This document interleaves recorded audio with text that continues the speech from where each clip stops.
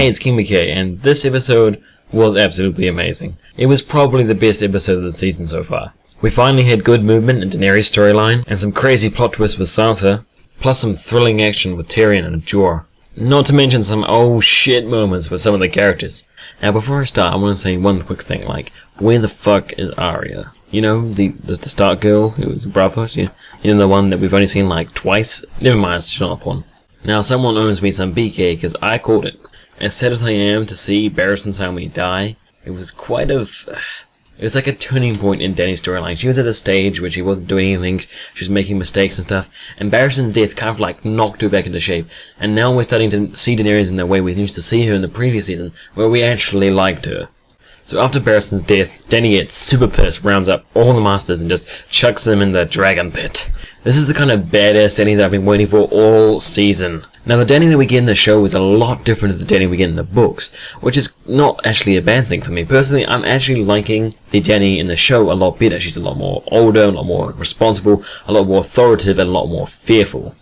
Now this may have been an Easter egg to like the Mad King reference of his being the father, like the whole burning him with the dragons and stuff to prove a point and fear his subjects into order. But as much as an Easter egg to that, I really don't think they'll follow through with the idea of her turning into the Mad King.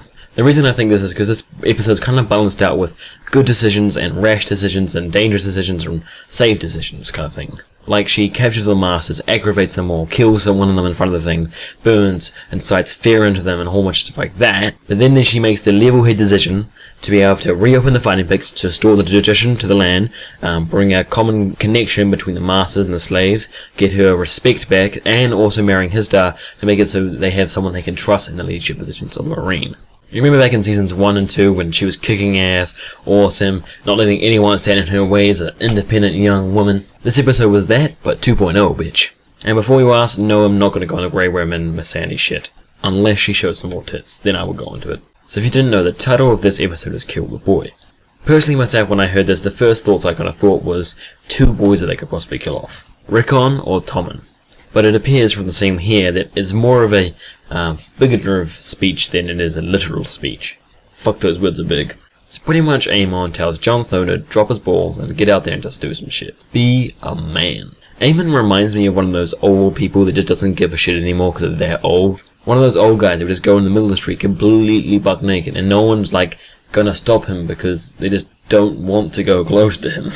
And I like this scene because it's kind of showing that Jon Snow is taking his position as Lord Commander a lot more seriously and is going to start doing things with his position. I also picked up when Aemon and Sam Tarly were like talking together and he was talking about how he's a Targaryen all alone in the world, and then Jon Snow just conveniently walks in the room. R plus L equals J, yeah. Now I gotta say, I really like the whole entire scene with Tormund and Jon Snow. They're one of those two characters I really like interaction between because they're just so awesome. It's like the Bronn and Jaime of the Wall. People who came from completely different backgrounds, from completely different culture, and a completely different way of life, but who have similarities that you never really think of. So Jon Snow and Tormund plan to take Stannis' fleet up to Hardhome, which is a wildling village, and rescue all the people there before they get munched on by the White Walkers. What could possibly go wrong? Another scene I really liked at the Wall was that scene between Stannis and Samwell Tarly. Now most characters we see in the show completely just laugh in the face of any Night's Watchman that tries to convince them of anything that's like magical or like dangerous coming beyond the Wall. But Stannis just completely listens to him, 100% believes everything he says, serious conversation, even though he's had zero proof that they actually exist. Like, Melisandre said that death was marching on the wall, but they could refer to anything, not white monsters in the snow coming out to munch on people. From this scene, I can definitely tell the show is trying to drive Stannis as a good guy kind of type of character, even though Melisandre still seems a lot too shady to be like, hanging out with the good guys. Get the fuck back to a Shire, you bitch. King McKay does not represent sexism or any form of discrimination between gender, race, or any other forms that a human has. Do not sue me. Now, a lot of people say that the whole scene between Miranda and Ramsay was completely pointless, and the nakedness was just added there to make a boob quota. But that shit was fucking hot.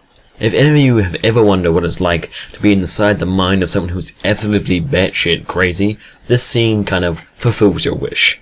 I felt like I was peering through the window of a psych ward. It was like, what the hell is going on here? Now, if you remember in one of my previous videos, I did point out that Miranda was going to make some trouble in Winterfell, and here it comes. Now, personally myself, I thought Miranda was going to do a bit more than just reveal Theon to her. But I guess that's fine, you know. It kind of did create a bit of drama, but not as much as I thought she would try to make. Maybe she's not done yet. Dun dun dun. Also, another highlight for the whole, you know, Winterfell stuff was Roose Bolton just putting Ramsay in line. He's like acting complete dick in the throne room, just absolutely just trying to piss off Sansa as much as possible. And he's like, yeah, we're having a baby.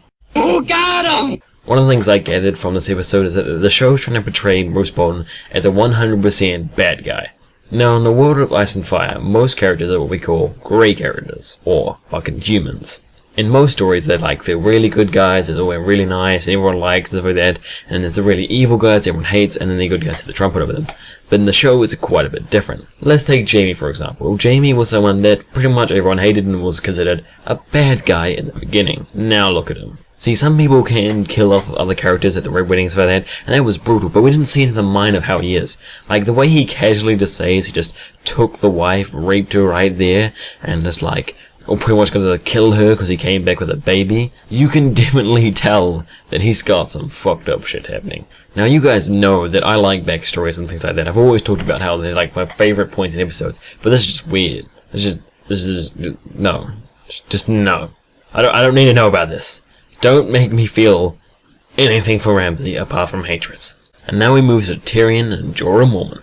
Now, I know on quite a lot of other videos have already pointed this out, but if you noticed, Valyria isn't where the Stone Men are. Any book readers will know that the Stone Men come from the Sorrow.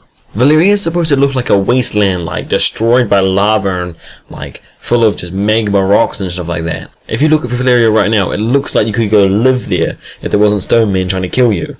So Tyrion and Jorah Mormont get attacked by these Stone Men. I did quite like how they led up to them getting attacked. Like, that bridge, they keep shooting to it unnecessarily, like showing shots of it, and over again while they were doing that talk about Valyria. I'm like, why is this bridge so important that they have to keep showing it? And then I realized it reminded me of the bridge from the books. I won't go any further than that because it'll just be a bit too much spoilery. So Jorah Mormont gets grayscale, which is survivable as a child if you get like early enough and get someone to cure it, but as an adult, there's like no survival rate for it. So Jorah Mormont is a dying man with nothing to lose, out on a quest to fuck Daenerys. What could possibly go wrong? The big question for these episodes is, these characters are like going to die or already died that are still alive in the books. Does this mean that they will die in the books or have no extra importance in the books that can be added? Book readers, tell me your thoughts in the comment section below. Other than that, I'll see you guys next time. Get the Game of Thrones audiobook or any audiobook you choose free at audibletrial.com/king. That's audibletrial.com/king. Link in description.